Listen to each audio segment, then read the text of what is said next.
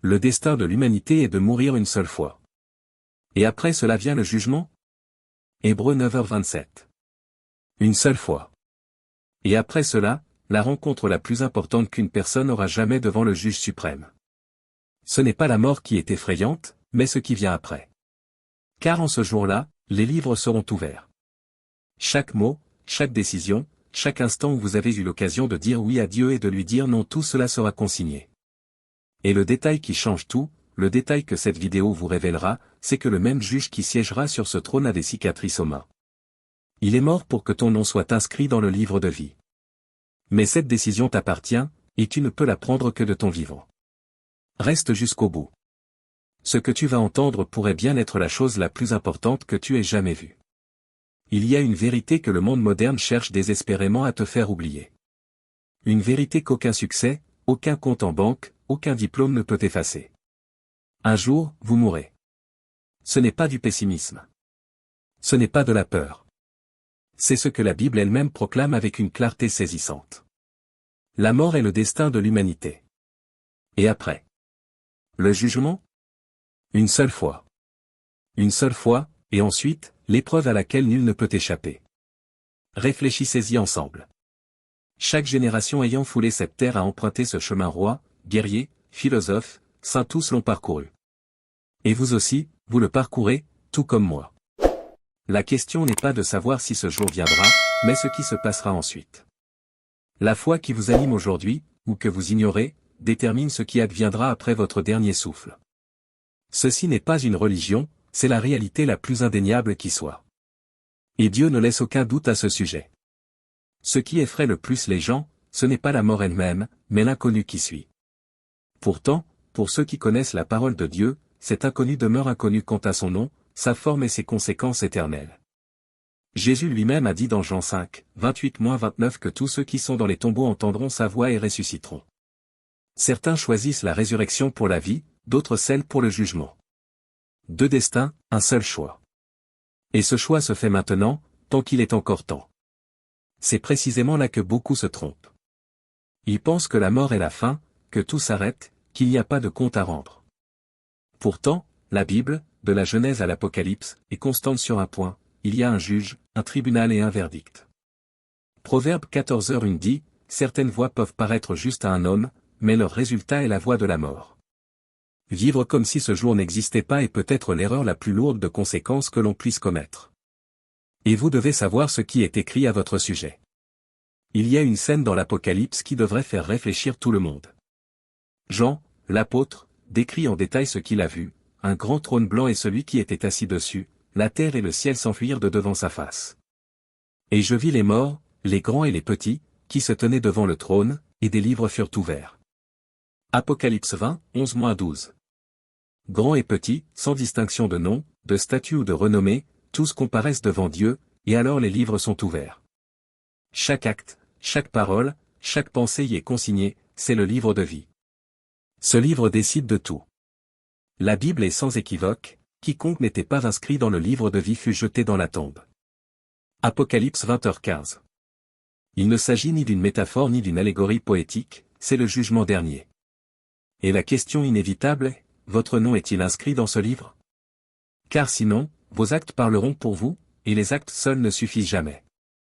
Nombreux sont ceux qui, ce jour-là, s'appuieront sur les bonnes actions qu'ils auront accomplies. J'ai aidé les pauvres, j'ai été honnête, j'ai été une bonne personne, et tout cela comptera point pesé. Mais Romains 3h23 l'avait déjà prédit, tous ont péché et sont privés de la gloire de Dieu. Tous. Cela signifie que s'appuyer uniquement sur les œuvres, c'est comme essayer d'éteindre un feu avec un verre d'eau. La justice de Dieu est parfaite, et la justice parfaite ne peut ignorer le péché non expié. Ce qui sauve un nom, ce ne sont pas les nombreuses bonnes œuvres, mais le sang de Jésus. C'est la foi en celui qui est mort pour que ce nom soit inscrit dans le livre de vie. Philippiens 4h3 parle des collaborateurs dont les noms sont dans le livre de vie, de gens ordinaires avec leurs faiblesses qui ont pourtant choisi de faire confiance au Christ. Et cette décision, prise ici-bas, a une portée éternelle. Car lorsque les livres sont ouverts, il n'y a plus de temps pour choisir.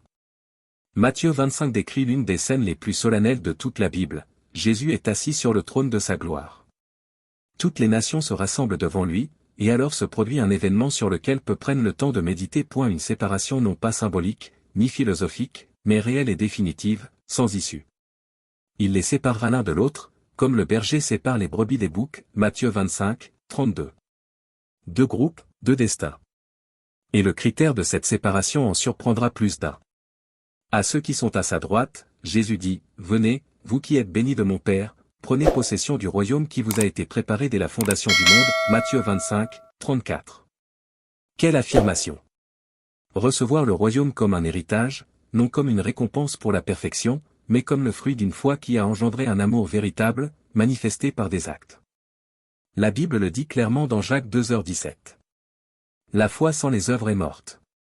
Une foi vivante produit la vie. La véritable foi en Dieu transforme le cœur et change les comportements. Pour la gauche, cependant, les paroles de Jésus sont dévastatrices, « Éloignez-vous de moi, maudits, dans le feu éternel qui a été préparé pour le diable et ses anges. » Matthieu 25,41. Le feu éternel n'était pas destiné aux hommes, mais au diable. Mais celui qui rejette Dieu, celui qui ne connaît pas son prochain, celui qui professe l'une des vérités les plus profondes que Jésus a proclamées, et il l'a dite avec amour, non avec cruauté, la différence entre les deux groupes n'est pas celle entre les parfaits et les imparfaits. C'est le contraste entre ceux qui ont une foi profonde et ceux qui ne pratiquent qu'une religion superficielle. De loin, brebis et boucs peuvent se ressembler. Ils fréquentent les mêmes lieux, prononcent les mêmes paroles, chantent les mêmes cantiques. Mais au moment de se séparer, le berger reconnaît les siens. Jean 10h7 dit, « Mes brebis entendent ma voix. Je les connais, et ils me suivent. » La question n'est pas de savoir si vous connaissez Jésus, mais si Jésus vous connaît. Il y a un passage dans Matthieu 7 qu'il convient de lire lentement et attentivement, peut-être même à genoux.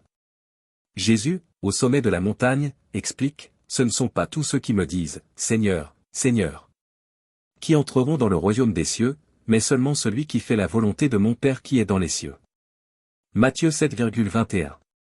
Ce ne sont pas des paroles en l'air, c'est Jésus lui-même, le Fils de Dieu, qui nous avertit qu'il y a une différence fondamentale entre prononcer son nom et lui appartenir véritablement. Beaucoup ne comprendront cette différence que trop tard, et la suite est encore plus troublante. Jésus décrit ceux qui arriveront ce jour-là avec un impressionnant parcours spirituel, « Nous avons prophétisé en ton nom, nous avons chassé des démons en ton nom, nous avons accompli des miracles en ton nom, ministère, tribune, reconnaissance humaine. » Et la réponse de Jésus sera, « Je ne vous ai jamais connu. Éloignez-vous de moi, vous qui commettez l'iniquité. » Matthieu 7, 23. Jamais, pas une seule fois, je ne vous ai connu. Jamais. La relation qui semblait exister n'a jamais été authentique. Pour celui qui va à l'église, qui connaît les bonnes réponses depuis des décennies, qui chante et qui sert, ce passage doit être compris avec le plus grand sérieux. Car la Bible fait une distinction claire entre connaître Dieu de nom et connaître Dieu lui-même.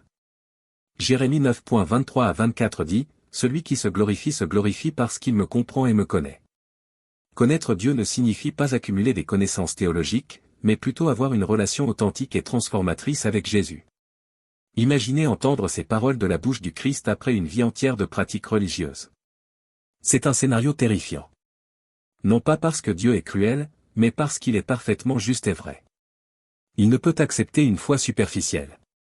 1 Samuel 16h7 dit, « L'homme regarde à l'apparence extérieure, mais l'Éternel regarde au cœur, et c'est le cœur qui sera jugé ce jour-là, selon ce qu'il y a en vous. » Paul écrit l'une des phrases les plus puissantes de toute son œuvre dans 2 Corinthiens 5h10, « Car il nous faut tous comparaître devant le tribunal du Christ, afin que chacun reçoive la rétribution de ce qu'il aura fait, soit en bien, soit en mal, pendant qu'il était dans son corps. » Tous, sans exception, sans privilège, sans traitement de faveur. L'apôtre, qui a tant parlé de la grâce, affirme clairement qu'il y aura un tribunal, un verdict et des conséquences éternelles. La grâce de Dieu n'a jamais été une excuse pour une vie irresponsable. Et qu'est-ce que ce tribunal? En grec, Paul utilise le mot « béma », le tribunal, l'estrade où le verdict est prononcé publiquement. Ce n'est pas un lieu froid et distant. C'est le moment où toute une vie est mise à nu devant Dieu en toute transparence. L'Ecclésiaste 12h14 l'affirme déjà. Dieu jugera chaque acte, même les plus cachés. Tout sera révélé. Ce qui rend ce moment encore plus solennel, c'est que Paul s'adresse aux croyants. La foi en Christ assure le salut, mais la vie après la conversion est cruciale. Romains 14h12 le confirme, ainsi donc, chacun de nous devra rendre compte à Dieu pour lui-même, sans se cacher derrière personne. Ce n'est pas un appel à la crainte, mais un appel à la vigilance. Paul dit aussi, nous nous efforçons de lui plaire. La conscience du jugement a éveillé en lui un zèle et une détermination. Et c'est précisément ce que Dieu désire, une fois conscient en l'éternité. Voilà la vérité qui change tout. Le juge qui siégera sur le trône n'est pas loin. Il porte les marques de ses blessures. Celui qui jugera est celui-là même qui est mort afin que ton nom soit inscrit dans le livre de vie. Ceci n'est pas une religion, mais l'amour le plus profond. Jean 3h17 dit qu'il n'a pas envoyé son Fils pour condamner, mais pour sauver. Mais le temps de la grâce touche à sa fin, et la Bible dit que ce temps vient après la mort.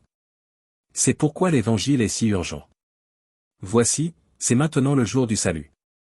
L'Évangile est simple, tous les hommes ont péché, mais Jésus a porté cette condamnation. Il est mort et ressuscité. Ésaïe 53.6 dit, l'Éternel a fait retomber sur lui l'iniquité de nous tous. Le prix a été payé, désormais, une seule question demeure, la repentance et la foi en Christ sont le chemin, je suis le chemin, la vérité et la vie. Et ce chemin nous est encore ouvert aujourd'hui.